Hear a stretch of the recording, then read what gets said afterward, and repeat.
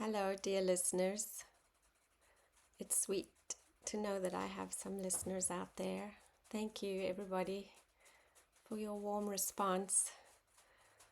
This is Chronic Lyme Light, and I'm Sally, and I'm here again to speak about finding peace and quiet joy within the experience of Lyme disease and chronic fatigue.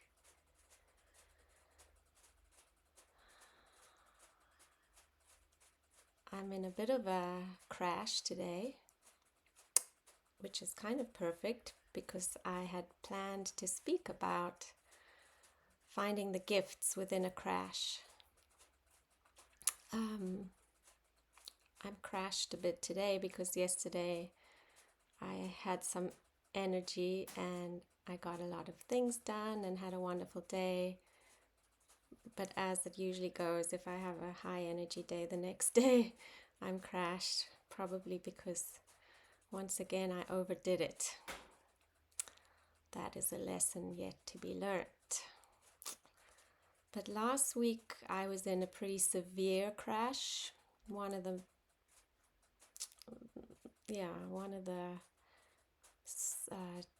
deepest crashes I've had for, I would say, 2 years, where I was extremely weak in my legs and had to walk very slowly, and for a couple days didn't go outside the house, not even for a short walk. And I was just so exhausted that even talking was too much at times. So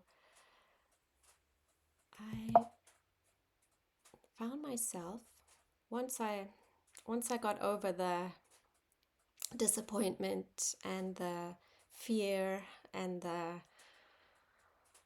sadness and frustration that I was in a crash after having quite a good run. These crashes, I'm sure you know, just can come out of the blue. You wake up one day and your body is just super heavy, like it's been filled with concrete. Turns out I was fighting a virus, which can bring the body to a crash state, so at least I had some understanding of what was going on. So once I got over all those emotions of feeling miserable about it and letting go of all the plans I had made, I came into a state of surrender. It usually takes me a couple days to get there. First I fight and I complain, and then at some point I slip into what I call a sweet surrender to my circumstances, and that's when the gift unfolds, because I'm forced. It's like my body won't let me go on. For whatever reason, it's saying, no, we are going to stop doing right now, and we are going to rest. And I don't want to rest. I've got things I want to do. But when I finally listen to the message and I accept that today we're going to rest and kindly be with this body, that's when the gifts start to unfold. So the first gift of a body crash that I've found is time. When we're busy and when we have energy, we're busy doing. When we're in a crash, we are not allowed to do. And so suddenly we have all this time. The question is, what are we going to do with that time? Are we going to lie around feeling miserable? Or are we going to find intimacy with our body while we have this time? So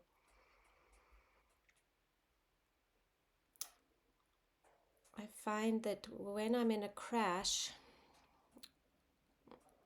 because my body is so weak, I come into a state of inner weakness as well. And I actually, once I've surrendered to it, I come into something super sweet. Kind of like a baby. I'm kind of helpless, and I simply have to be. And that's when intimacy opens with my body. So I've been doing my 30-minute sits, as I said I would. Today is day 1, 2, 3. Today's day 4, and I'm finding this sitting, whether I'm having a fatigue day or a somewhat energized day, I sit and check in with how my body's feeling, and then invite a deeper level intimacy. And beautiful things have been opening up, and it has been giving me a deeper level of peace and joy. And I'm finding that I want to sit more. So every time I'm feeling a bit tired or that my battery needs recharging, I go and I sit. And I like to keep my eyes open at the beginning, and I like to look at my body. I usually have my hands on my thighs, and I just look at my hands touching my thighs. And otherwise, if my eyes are closed, I start wandering in my mind, and I find if I'm looking at my body, then my focus is on my body, and I start to open into a deeper level of my body. And so from the outside, on a crash day, it might look like you're a bit of a zombie. You're just, there's no energy to smile. My face might look like that. And but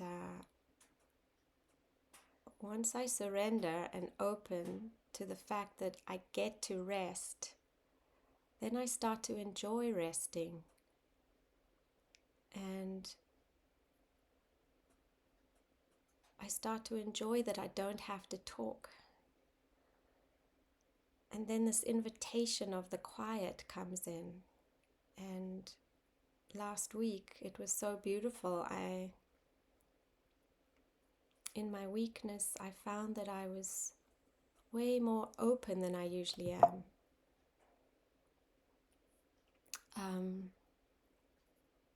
And I became an invitation for others to join in with this quiet that I was in, and that enabled a deeper level of intimacy with others.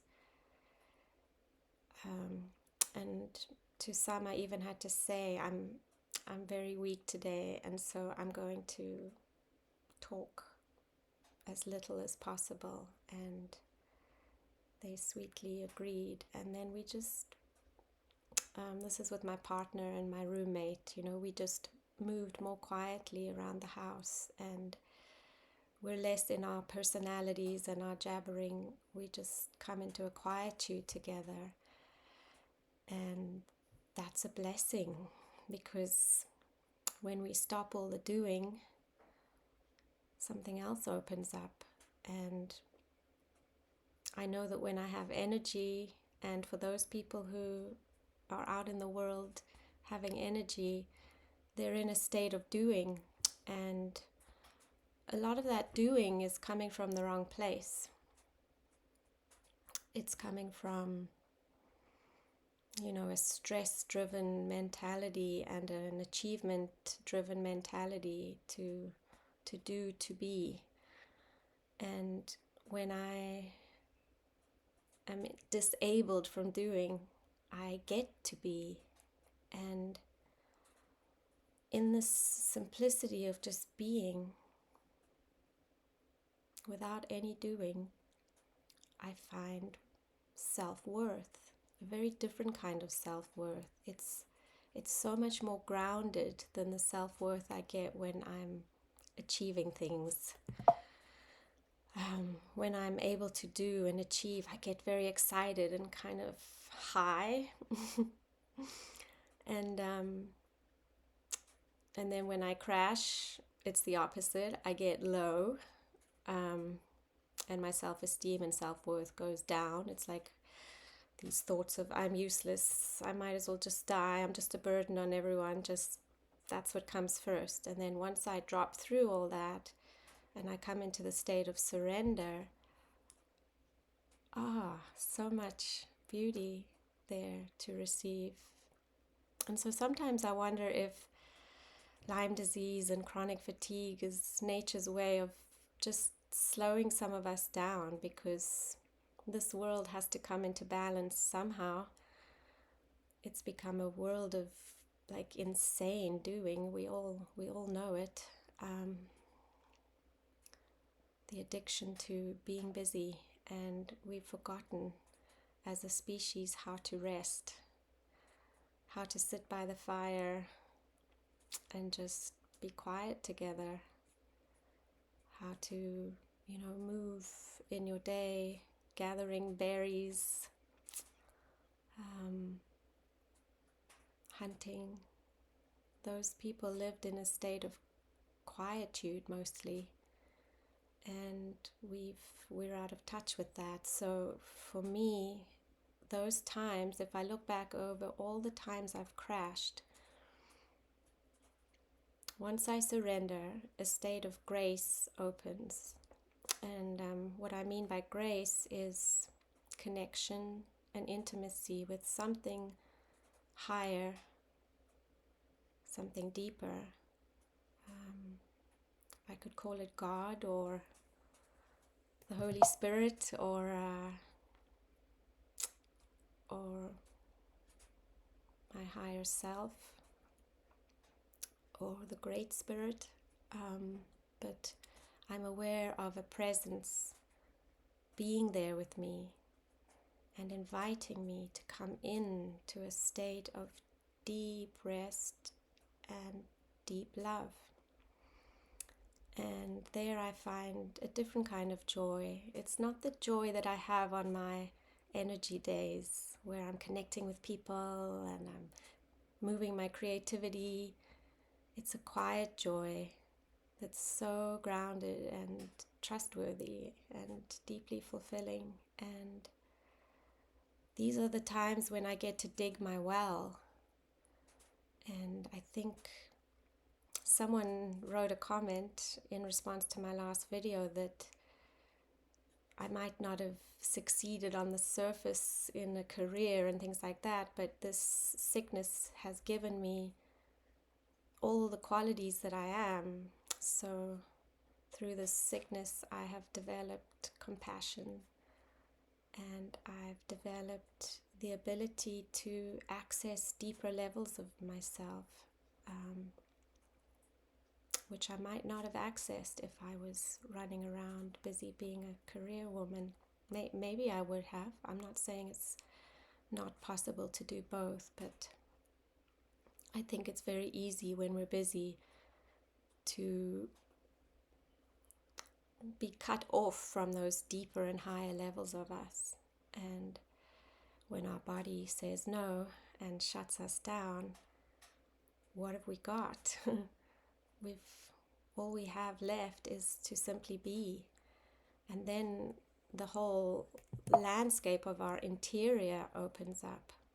And that's a whole world of exploration.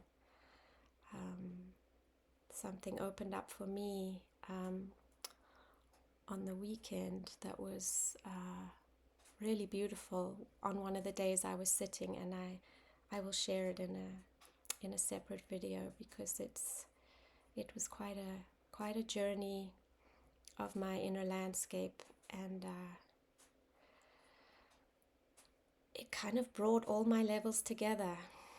The familiar level that I exist on most of the time, my familiar conditioned genetic self, and then the higher me opened and the deeper me opened, and then it all kind of came together, and this level of the body and the mind just really settled. So I will share that with you another time, and I encourage you to sit for 30 minutes a day. I'm so happy I made that commitment. There was something so powerful for me to name it and commit to it, and the fact that I said it out loud makes it even more powerful, because otherwise I might forget to do it, or I might not give it value. But right now it's the first thing I do after I've had my breakfast, and it changes my day, and it's changing my interior. So that's it for today. I just welcome you to join me in the practice of sitting with your body for 30 minutes every day and finding love and intimacy in every cell and every bone of these beautiful bodies that we are in. Over and out for now. See you again.